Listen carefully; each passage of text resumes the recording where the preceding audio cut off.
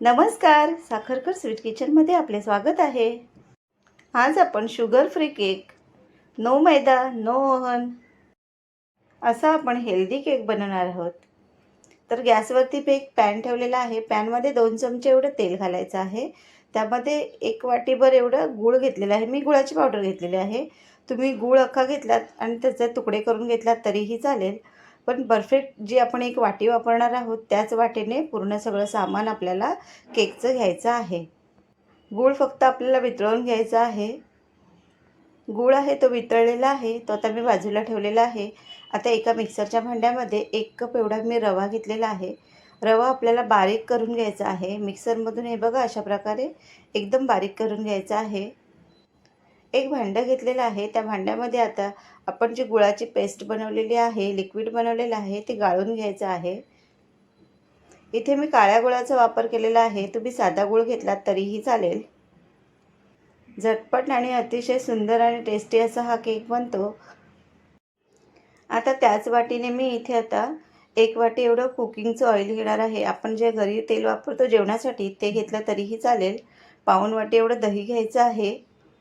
यामध्ये आंबट दही घ्यायचं नाही आहे, थोडंसं फ्रेश दही आपल्याला घ्यायचं आहे आणि छान असं मस्त असं मिक्स करून घ्यायचं आहे।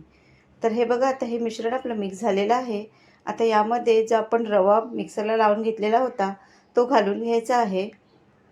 आता रवासुद्धा आपल्याला छान असा मिक्स करून घ्यायचा आहे। आता हा रवा मिक्स करून झाल्यानंतर आपल्याला 15 मिनिटासाठी रेस्ट करण्यासाठी ठेवून द्यायचा आहे। 15 मिनिटं आपल्याला हे बॅटर ठेवून दिल्यानंतर मस्त रवा फुलला जातो यामध्ये। 15 मिनिटानंतर तुम्ही बघू शकता मस्त आपलं बॅटर फुललेलं आहे, थोडंसं घट्टसर असं झालेलं आहे। आता यामध्ये मी अर्धी वाटी एवढी दूध पावडर घालून घेणार आहे। दूध पावडर घातल्यामुळे मस्त चव येते केकला। चिमूटभर मीठ घालायचं आहे आणि परत एकदा छान असं मस्त मिक्स करून घ्यायचं आहे।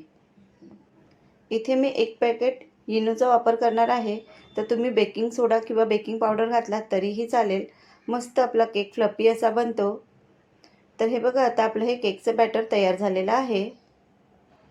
केकचा मी एक मोल्ड घेतलेला आहे, त्यामध्ये बटर पेपर लावून घेतलेला आहे आणि आता आपल्याला हे बॅटर सगळं यामध्ये ओतून घ्यायचं आहे आणि व्यवस्थित असं टॅप करून स्प्रेड करून घ्यायचं आहे, म्हणजे कुठेही हवा राहणार नाही। आता याच्यावरती मी बदामाचे तुकडे घेतलेले आहेत, ते सुद्धा आपल्याला वरून यावरती टाकून घ्यायचे आहेत।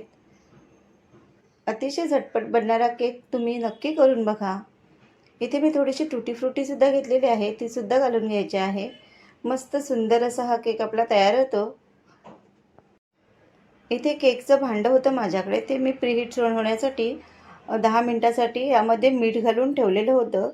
तर ते मस्तपैकी आता गरम झालेलं आहे। आता याच्यावरती आपल्याला जे आपण केकचं भांडं आहे ते ठेवून द्यायचं आहे आणि गच्च बंद करून घ्यायचं आहे झाकण। झाकण बंद केल्यानंतर आपल्याला अर्ध्या तासासाठी मंद गॅसवर हा केक आपल्याला मस्त असा वाफवून घ्यायचा आहे। तुम्ही हा केक कढईमध्ये किंवा तव्यावर सुद्धा करू शकता। अर्ध्या तासानंतर तुम्ही बघू शकता मस्त आपला केक फुललेला आहे, छान असा केक आपला तयार झालेला आहे।